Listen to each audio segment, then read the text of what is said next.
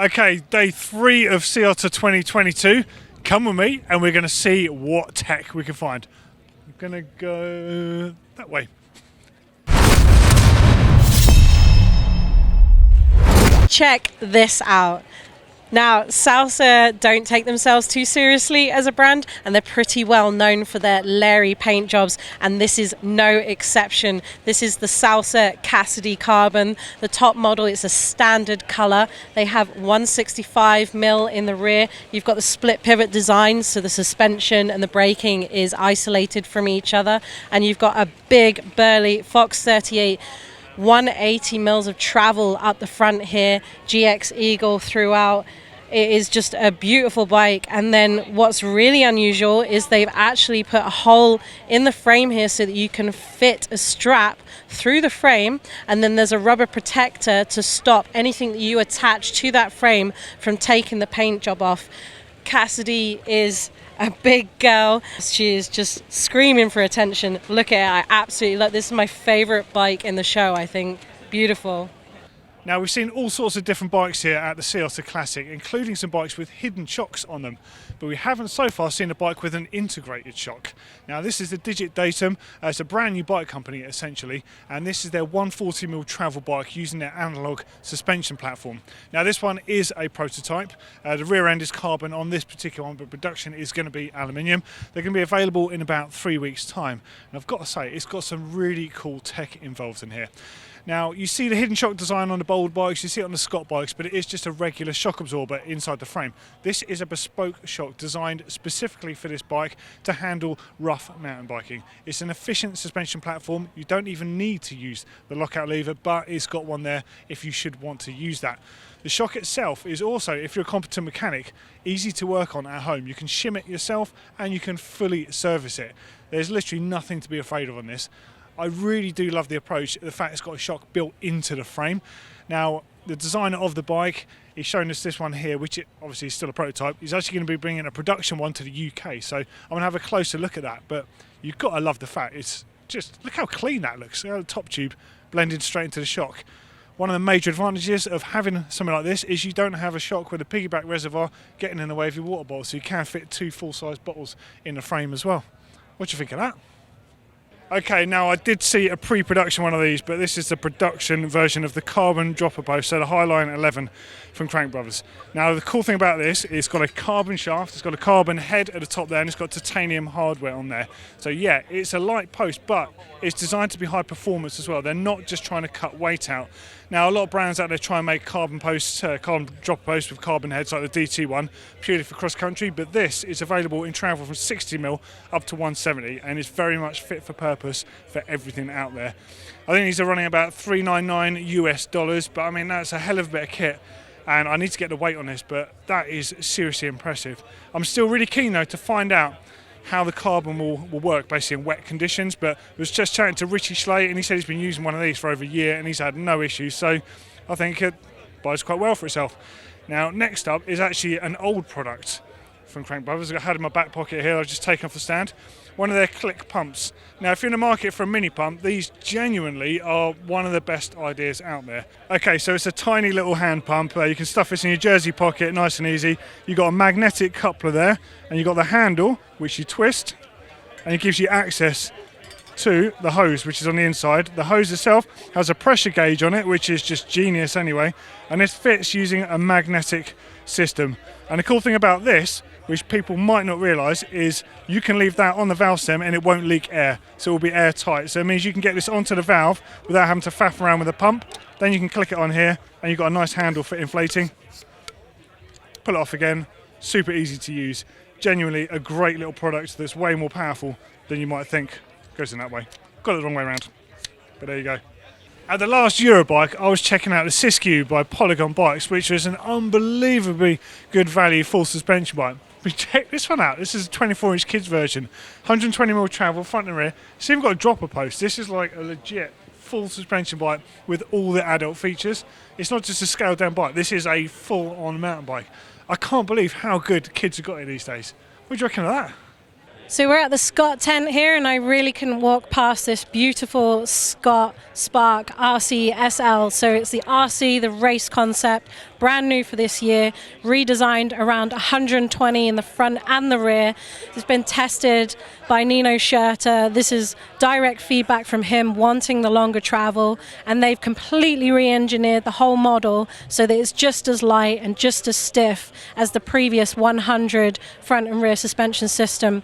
And you've got these beautiful Syncross wheels on the front, the front and the back here. The Silverton SLs, which is a single carbon mold, and I mean fully carbon. Those spokes are in the mold too. You've got the hub is carbon, and that's been bonded on afterwards. And these are 1,250 grams, and although they're super light, they've designed these to be super stiff so that powerhouses like Nino can just accelerate like nobody's business. And of course, you've got the rear shock, which is integrated inside to keep it out of the elements. But you've got this little compartment door here, which is easy to open so that you can access all your dials if you need to. So Haro bikes have a rich history in the 20-inch world of BMX, starting with freestyle in 1982. That's actually one of the first frames. When I moved into mountain biking, it was all about the elevated chainstay. Haro Extreme, iconic at the time. People wonder why they did the elevated chainstay, but it was to make the chainstay as short as possible and not have the problems associated with having a triple chain set that used to have to fit all of that junk in there, basically, in the old days. But that was a beautiful and an alternative way of doing it. Their first full suspension bike had a high pivot, as you can see here. And yeah, all right, so it probably wouldn't have pedalled amazingly given that high pivot, but it had such short travel, it wasn't the worst solution because it gave it loads of anti-squat, almost like above 100%, so it'd actually stand up, so it wouldn't bob. But the next one's a really interesting one. So this is actually using the Velici swing arm on here. So the Velici frame essentially was made by Marzocchi to test their own shocks on.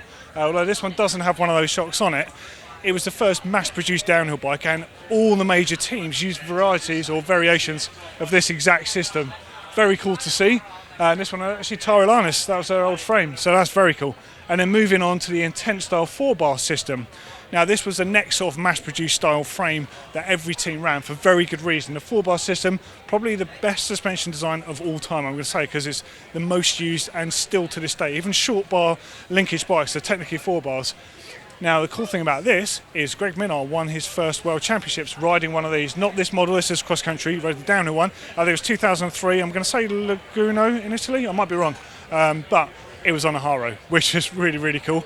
And you think how much cool stuff this brand has associated with it. And the modern bikes are obviously really good. Check out EMBN video we did yesterday for some of their latest e-bikes.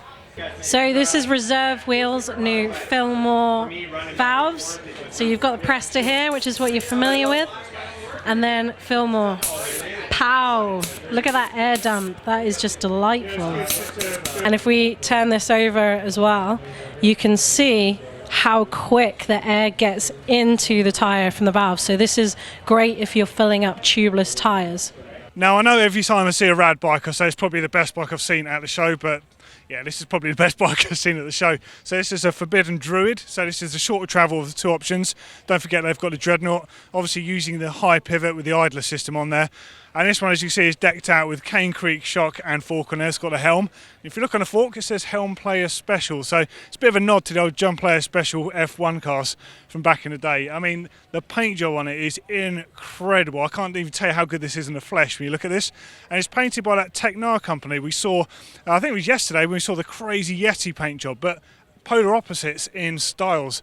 Now it's fully decked out with Crankbrothers products on here, and this was on the Crankbrothers stand. So if you follow Crankbrothers on Instagram on Wednesday, you're going to be able to find out how you can win this bike. I mean, you just got to get involved. It's certainly the coolest bike I've seen today.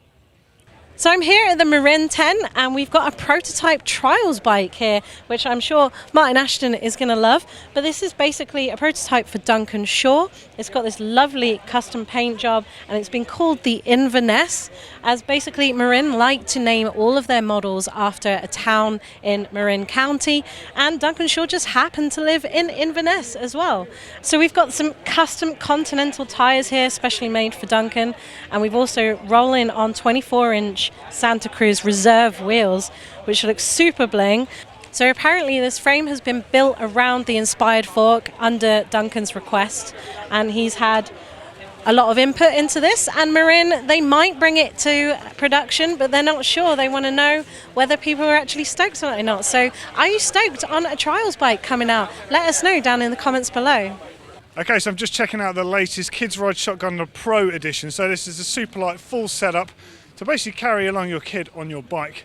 So as you can see, you've got a quick release unit that fits around the stem here all the way through to the seat tube at the back there. Nice and lightweight. They've got their own saddle, and of course they've got the little foot pegs here along with the little straps to keep their little roaming feet in place.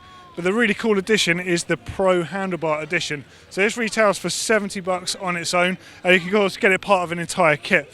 But the cool thing with this is they essentially have their own miniature pair of handlebars, so they feel just like you, and they're going to be learning to use their handlebars, ready to make the move up to balance bikes. Now it's a quick release unit, but it also has a locking feature on here. It suits 31.8 and 35mm bars, and these little bars themselves, they're 19mm, whereas traditionally a lot of the kids' bikes will have 22.2s, so they're really scaled down for the tiny little hands.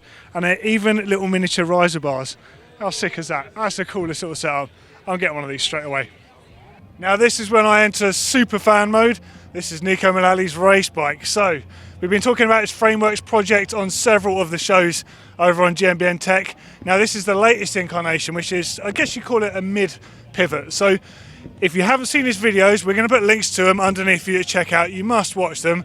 Elite World Cup racer that's actually having his own frames built with his own spec, and he's trying to understand what he needs from a bike. Now this, from my eyes, is just fascinating. It reminds me of how Downhill Elite used to do it back in the day. Obviously production bikes have got so good now that a lot of the elite field are running production bikes, but Nico wanted to push it further, so he reached out to a whole bunch of independent companies to help him work on this project. Now this bike is the 3rd generation, and it's actually on the 5 dev stand. They've been machining things like the yoke and the cranks on this bike specially for him. Now if you look at the bike, the frame configuration looks fairly similar to the 1st generation one. I'd say it probably looks a little cleaner, but look down where the pivot point is. It's almost in line with the top of the chain there. So it's a 38 tooth chainring, and I guess you could call that a mid pivot, and he's running the chain spider on there. So it essentially decouples the chain from the crank, and allowing you to, I guess, sort of compensate for the chain growth that you'd get in the bike.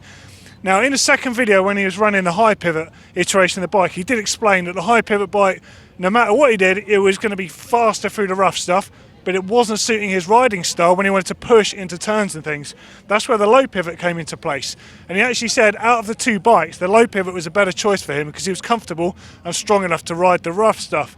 So then he moves to his mid pivot, so he's kind of got the compromise there, the best of both worlds. Hey, I'm just a super fan, and I just wanted to show you the bike because I'm stoked to see this one in the flesh. Okay, so this is Evan from Contra Bikes. This is an outstanding looking 3rd prototype. I've never seen something look this good at this stage. Let's just get the viewers onto some facts. So let's talk about frame materials, the geometry, and a bit about the suspension design, I think. Yeah, so this is a steel frame. It's 4130 chromoly, hand welded in the US. The geometry of the bike is pretty new school, so 63.5 head angle, 78 degree actual seat tube angle. It actually lands in the bottom bracket, so no matter what height, it's going to be the same. This is a large frame. This is a 480 reach. Obviously, we'll have different sizes, and the chainstay length right now horizontally is 438 millimeters. Bottom bracket height is about 342 off the ground. And a bit about the suspension platform on here, because it's the high pivot linkage design is so on point, but this is quite a bit different from what I've seen. Yeah, so this is a virtual high pivot. It's got 2 counter-rotating links. It achieves some really cool characteristics. The idler pulley is really far forwards. You get a really stable anti-squat out of it. You get an extremely good leverage ratio, at least I feel it is, for shock tuning. It's very, it's progressive, but it's a linear progression, so it's easy to tune. You also get a lower anti-rise, which is basically a more active braking characteristic than a regular high single pivot. And just nice packaging. There's plenty of room for a water bottle. Everything's tucked away in there. Yeah. So we're here with Jackson in the Ride Concept shoe store at the moment, well, tent. And what are we excited about today? We have a whole updated line, so everything this year got an update in colorways. We've got a few new shoes, but what I want to show you today is our athlete models, our signature models. Yeah. So this is the Vice. Kyle Straight's Vice. He actually helped us design this shoe, top to bottom. It's kind of our slope style shoe. The women's version, this is the Caroline Buchanan. This colorway is new this year. The white looks really good. So pretty. When are you bringing that out in clips? Because I only ride clips. Probably no clips in this shoe because it's more of a slip style, dirt jumpy kind of shoe, but yeah, I feel you on that one. And for our clip lovers? So the Marine Cabaroo Traverse, and this is our Enduro downhill clip shoe, kind of what she likes to race in, and she helps us design this colorway, came up with the speckled midsole. Last one is the Wildcat. So the Wildcat got an entirely redesigned upper. This is the Sam Pilgrim signature model. Super fun guy, gets super fun colors, so he's pretty flashy on this one. But yep, also a flat pedal shoe, super grippy, and a new designed upper. Oh, well, there we go. I'm absolutely beached from storming around the pits. Seen some seriously cool tech. Tell you what though, seeing Nico Mullally's bike in the flesh, that was a major plus point for me. I absolutely love what that man's doing. What did you reckon was cool in today's video? Let us know in the comments underneath, and we'll see you in the next one. See you later.